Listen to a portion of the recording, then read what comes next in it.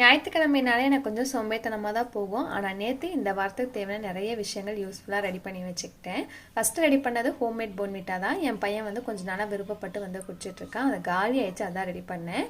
அதுக்கு எல்லாமே டம்ளர் அளவு எடுத்துக்கோங்களேன். ஒரு டம்ளர் வந்து மக்கானா, ஒரு டம்ளர் ஓட்ஸ், எல்லா பொருளும் சிம்மில் வச்சு நல்லா வாசம் வர வரை வறுத்துக்கோங்க. அதே டம்ளரில் அரை டம்ளர் பாதாம், முந்திரி, பிஸ்தாவும் வால்நட்டும் மட்டும் ஒரு 4 நாள் போட்டுக்கோங்க. ஏன்னா எண்ணெய் வந்து அதிகமாக விடும்.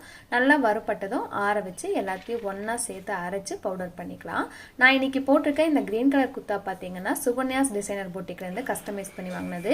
இவங்ககிட்ட காட்டன், கலம்கரி, இக்கட் இந்த மாதிரி நிறைய மெட்டீரியல் இருக்குது. நாமளே மெட்டீரியல் சூஸ் பண்ணி நமக்கு பிடிச்ச மாதிரி கஸ்டமைஸ் பண்ணிக்கலாம்.